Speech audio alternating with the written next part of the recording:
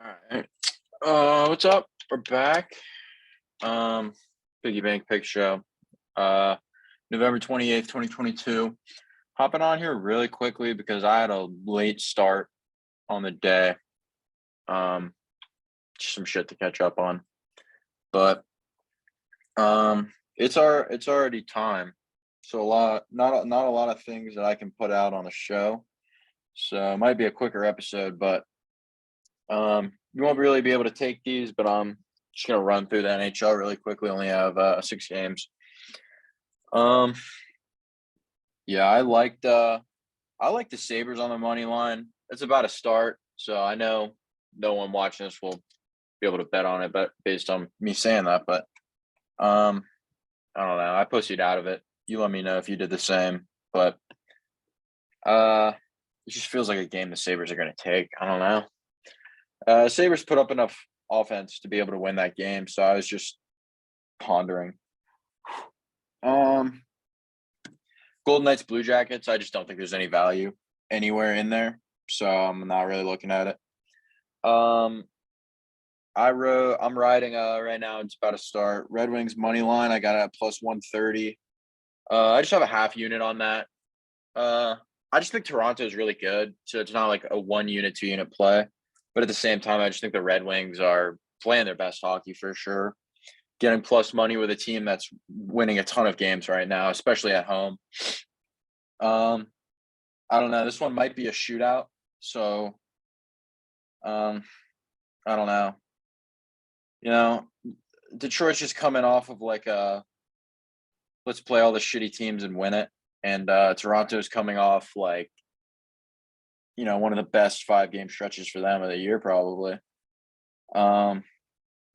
So I just like the odds more or less. I do think the Red Wings will win, but the odds were just there. So putting a half unit on that to start the week was never a bad bet, I guess. And then at 5, I'm currently riding. I have Devils money line. Man, I don't know. I don't know why they're not favored. I don't love the Rangers at all. I just think they're kind of looking stinky. I don't know. You tell me if you have an objection to me saying that the Rangers don't look very good, but 2-5 in their last, or 2-3 in their last 5 with wins over LA and San Jose, losses to Anaheim, Edmonton, and Seattle. My problem is that I just don't think the Rangers are very good against good teams, so I have a whole unit on this. I want to say I got Detroit damn near even too. So, I mean, the odds were there. I couldn't stay away from it. Yeah, I have a unit at minus 105. I was seeing it go to like minus 125. So, yeah, just great odds again. And then these 6 and 7:30 games. So, I'm not a fan of either the Blues or the Stars, personally. I don't really know what I think about like the trajectory of either of these teams. I don't really see either of these teams making huge waves, but I mean the Stars have been playing pretty damn well all season, just not against better teams. I mean, St. Louis was just so cold to start the season that the comeback is going to be it's going to have to happen all at once, kind of. Not all at once, but it's not going to be a gradual thing where they can sit back and keep not getting points. So, I'd rather take the Stars. Not the Stars, the Blues. But in all honesty, this under looks phenomenal to me. I just think this will be a 4-1 game either way at worst. I think the Stars are gonna struggle to score again on the road. A couple days ago they got 4-1 by the Avs. I know that's nothing to feel bad about or anything, but yeah, you're getting St. Louis at home. Let's look. Just home and away records. Yeah, on the road, Dallas is 6-4-2. It's a pretty good record. At home, St. Louis is 5-4. So kind of a deflated, 5-4 because of the terrible start. But I yeah, I'll probably lean towards the under. I'll let you know on Twitter. This will probably be out in time for you to even bet it. It's gonna be a short episode, but pretty sure we're getting Binnington in goal. Uh, I'm not a huge fan, but he should be solid. So yeah, Binnington, Odinger, huge fan. Think he's great. So I'd like to take the under in that, and if not, I'll be on the Blues. But um, the Edmonton Oilers are taking on the Florida Panthers at home at 7:30. This is the night game, so I don't know if this makes sense to you, but I like the under. Uh, I think you'll see a 4-2 in this one, and I like Edmonton to win it. Um, I don't like betting against Florida just because I feel like they burn me every time because they're so inconsistent. You never know who's coming to play. But yeah, man, Edmonton looks better than like they were in that like patch between when they were great and now. Um, so I mean they're getting back to it. 11-10, nothing insane or anything, but yeah, I mean the Oilers have lost to good teams, beat a couple good teams. They beat the Panthers a couple weeks ago, so I like Edmonton or the under. I don't think this one will get too crazy in terms of goals. Um, I'm assuming Spencer Knight's out there. Could be wrong, but I think it's going to be a Spencer Knight versus Skinner. Spencer Skinner. So look at that, Stuart Skinner. Um, I like the under. It's like a game that I'll feel like a lot of people are eager to bet because it's going to be like a late night game. But on top of that, like just two teams that I don't feel like are in very different situations in terms of points. Um, yeah, 23 and 22 in terms of points. It means a lot to both of them. You get Edmonton at home plus money, or maybe even plus money actually. So I'd prefer to take that. Between the under and Edmonton. But we'll go over to NCAA men's basketball. Yeah, some of the games I just missed out on. VT Minnesota, I'm guessing is like really the only one anyone cares about. I liked VT minus the 12.5, and I like the under, but I don't know yet in terms of Minnesota, and I just don't think VT's as good as maybe statistics might say. So I think Minnesota sucks, but at the same time, I'm just not. I wasn't rushing to the window to bet on it, and I didn't want to sit down and look at that game for too long, honestly. So, Troy, Arkansas. I guess Kansas, Texas Southern's next. Take Kansas if you really want to. Other than that, I wouldn't really bet on it. Texas Southern is like insanely disappointing. I don't know what the hell is going on there, but I don't know. They got spanked by Houston. They got destroyed by Oral Roberts. They got, I'd like to say steamrolled by Auburn, but they covered in that game. And then they got bricked by Samford. So terrible team on the road for one. Not a great team in general. I'm not really sure. I don't know. I'm not really sure that you want to bet on Kansas right now, but I'm also not very sure you want to bet on Texas Southern. I would just not bet on that game personally, but you do you. Texas, Troy, Arkansas. Yeah, I mean, you got to be on Troy if you're taking a side in this one. I'm sorry, but Arkansas is getting overvalued. They're in that top 15 where they're like 14 to me. So them being at 11 is not far off of accurate, but at the same time, I'm just not a fan of like, let's sit here and say that, solid mid-major teams aren't going to come in and give them a game.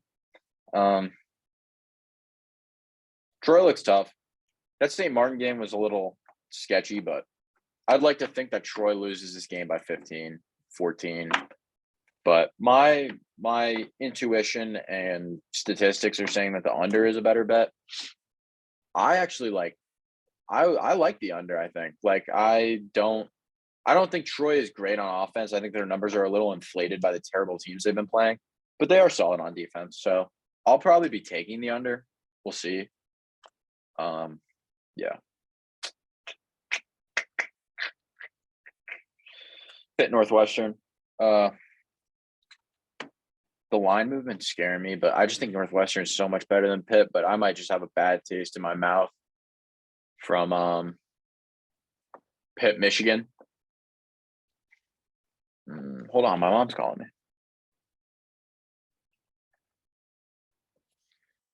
All right. Yeah, man, I might have a bad taste in my mouth, but there's something about this Northwestern team. Like they've just been together for long enough that I think they're gonna be good. Like ish. And like, dude, Pittsburgh might just be a dumpster fire. They brought in a 5-star and this dude got arrested like immediately. I don't know why no one talks about it. I've said that on another episode, but Dior Johnson was a 5-star and decommitted from 4 different schools or whatever, goes to Pitt, you know, journeyman in high school, like went to every school imaginable. Like I don't know what to really think anymore, honestly. Um, you know, it's just like, and on top of that, they have Nelly Cummings from St. Bonnie's and or from Colgate, not St. Bonnie's. But like he I saw like a crazy stat. They're like terrible when he doesn't play. And like that's a bad recipe. Like I feel like Louisville is one of those teams that doesn't have a point guard. So it's like Louisville sucks like really badly. And I think a lot of it is due to them not having a point guard. But at the same time, I feel like you need more than one point guard still. So I'm a I'm a little hesitant because of the line movement, but I value Northwestern a little bit better than this, and I think their defense is so aggravating to play against. I just think that them being slow and being locked in on defense is like not a good recipe for a team that's struggling. Like it just all around. I know Pitt came back and won 3 games straight, but like William and Mary, Fairleigh Dickinson, and Alabama State are not notable wins at all, and I'm worried to say the least. So I'm going to stick with Northwestern. My stronger lean is towards the under. I might be taking the under as well, but I don't know. I don't want to take the under in every damn game today. So, last 2 games, I guess, that are even worth talking about. I guess maybe 3, but Seattle is going to Washington. I like Seattle. I don't think this Washington team is very good, and I don't think their defense is as good as they're getting credit for. I just think they play shitty teams. So my intuition is kind of just telling me like Seattle's not bad. Like Seattle's 5-0. They've been decent on the road. Like they won a game at Portland. They opened the season with a win at UCSD. So I don't think Portland's bad. I think Portland was a good win. First off, and then I think the UCSD team is terrible, but it's an on the road blowout win that they covered the spread in a season opener. So I've been slightly impressed, I'd say.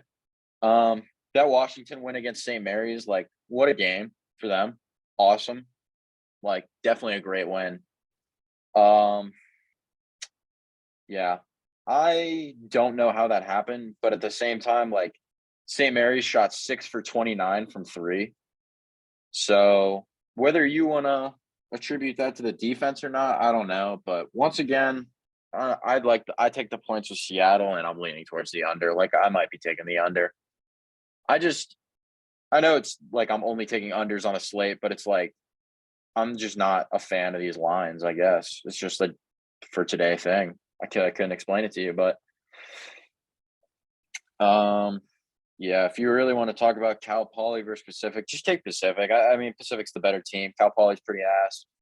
Um, Pacific's played some tough games. I feel like like I wouldn't say tough in terms of like tough teams, but the Idaho game a couple of days ago was like super weird. I feel like 84-81. Like Idaho I don't know. I don't know what to say about Idaho. The loss to Mount St. Mary's, like, I don't know, dude. The loss to CSU Fullerton, I don't know. So, in general, I don't know. I don't love either of these teams, but I just think Pacific might score too many points for Cal Poly to cover only 6.5. But you do you. A game I'm very confident in, and apparently Vegas is too, because this line was like 1.5.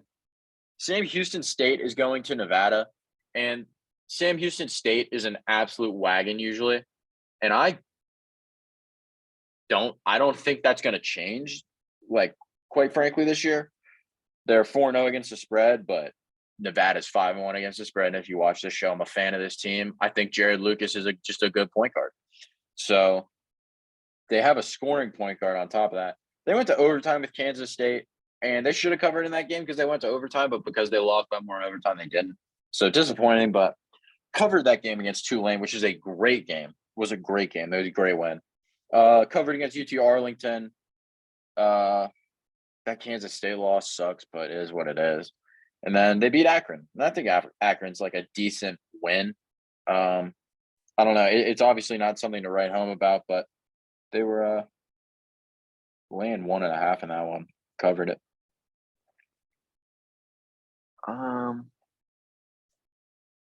Yeah, that's pretty much all the games. I mean, I'm not.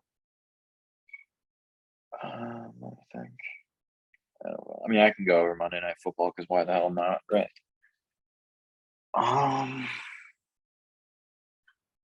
Dude, I just think the Steelers are winning. Like, the Colts never beat the Steelers. Apparently, I saw that. They haven't won since like 2008.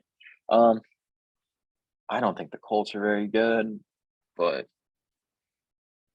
I like the under the most. But I don't like bet on the NFL, so I hate like giving out like picks based on like my hunch, because none of my other ones are really based on a hunch. So I wouldn't take my advice on this, but I feel like I said a lot about NFL. So anyone who's watched any of these episodes probably knows. But yeah, I could definitely see like a 21-17 game. This thing goes under. You get 38 points in it. Steelers take it. So I like the Steelers plus the 2.5. Buy it up to 3. What a bet! I mean, Jesus Christ. But yeah, oh shit. Yeah, I'm not a fan of either of those teams or watching that game. So you let it be what it is. I got nothing more to talk about. I'm not giving out picks on the World Cup, man. Like, I don't know shit. So I don't want to sit here and tell you I know anything when I just clearly don't. Yeah. I mean, check me out on Twitter because I think a lot of these bets are actually going to make it to Twitter. So yeah, that's pretty much all I got for you. But I'll be on Twitter. I'll keep looking at some numbers, and we'll go to the drawing board and get some shit done today. But let me get this uploaded so you can actually watch a good amount of it before some of these games start. But I'm out of here. Check us out on Twitter.